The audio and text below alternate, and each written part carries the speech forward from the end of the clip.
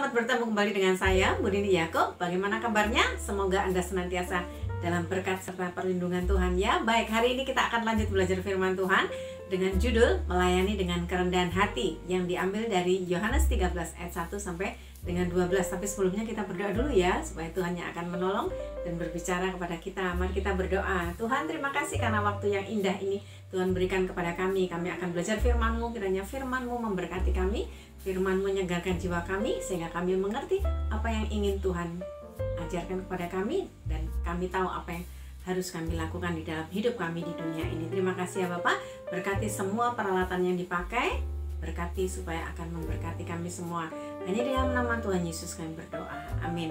Pada waktu kita masih anak-anak ya, kita selalu melihat ibu kita selalu sibuk ya memasak, atau ayah yang bekerja pulang kerja sangat lelah, atau ayah dan ibu bekerja untuk mencari uang guna memenuhi segala keperluan keluarga. Nah, atau sekarang kita sendiri ya, sebagai ayah dan ibu, sebagai orang tua, selalu bekerja melakukan segala sesuatu tanpa memperhitungkan untung atau rugi ya. Semuanya kita lakukan untuk keperluan anak-anak. Nah, ayah dan ibu itu merupakan contoh bagaimana mereka memiliki sifat seorang pelayan yang penuh kasih. Ayah dan ibu itu pada waktu melakukan segala sesuatu tidak mengharapkan imbalan dari anak-anaknya ya. Nah, pada waktu itu Yesus juga menunjukkan kepada kita bagaimana seharusnya kita hidup.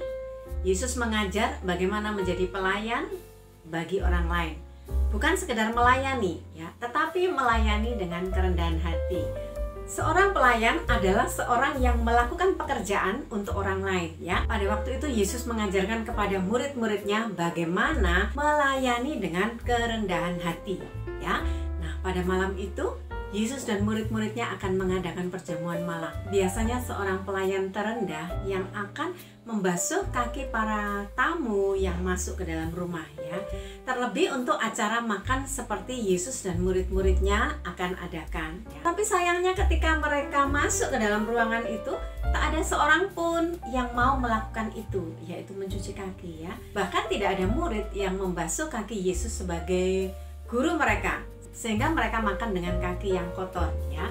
Lalu Yesus itu bangun dan menanggalkan jubahnya seperti seorang hamba atau pelayan.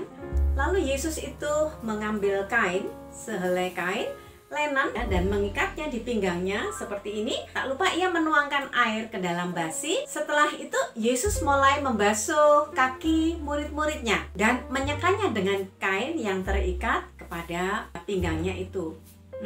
Semua murid saat itu terdiam ketika Yesus melakukan perbuatan itu. Lalu sampailah Yesus kepada Petrus. Kata Petrus, "Tuhan, engkau hendak membasuh kakiku?" Petrus agak heran, mengapa Yesus mau membasuh kakinya? Lalu jawab Yesus, "Apa yang kuperbuat engkau tidak tahu sekarang, tetapi engkau akan mengertinya kelak." Sesudah Yesus membasuh kaki murid-muridnya, Yesus mengenakan pakaiannya dan kembali ke tempatnya.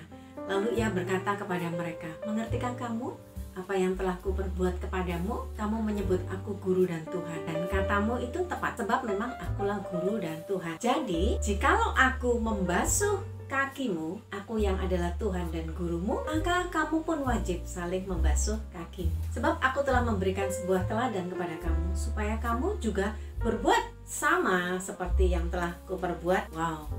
Saat itu Yesus memberikan teladan kepada semua murid langsung melalui perbuatan. Yesus yang adalah guru dan Tuhan dengan rela hati melayani dengan kerendahan hati. Mungkin malam itu menjadi malam yang tak terlupakan bagi semua murid, karena esok harinya Yesus itu sudah mengalami penderitaan di kayu salib. Yesus tidak memikirkan dirinya yang akan menderita, tetapi Yesus menunjukkan kasih-Nya kepada semua murid dengan melayani mereka. Yesus menunjukkan kasih-Nya bahwa ia datang untuk melayani. Yesus mengajar bahwa melayani orang lain lebih penting daripada memikirkan diri sendiri. Yesus yang bertindak sebagai pelayan tidak mengharapkan banyak pujian, melainkan ia bekerja untuk kepentingan orang lain.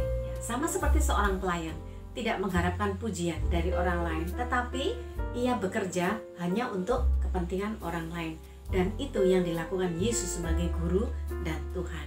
Nah, apa yang dapat kita pelajari dari kisah Yesus membasuh kaki murid-muridnya? Pada waktu kita melayani, kita harus melayani dengan kerendahan hati yang disertai dengan kasih, ya. Seperti Yesus itu rela melayani dengan kerendahan hati. Dia mengasihi semua murid-muridnya dan rela membersihkan dan rela membasuh semua kaki murid-muridnya. Walaupun dia seorang guru dan Tuhan, ya. Lalu yang kedua, melayani dengan kerendahan hati itu bukan hanya sebuah teori, ya, tetapi harus ada tindakan nyata seperti Yesus. Dia langsung mengambil kain lalu baskom yang berisi air dan mencuci kaki semua murid-muridnya dan membasuhnya dengan lap yang ada yang terikat di tubuhnya, ya.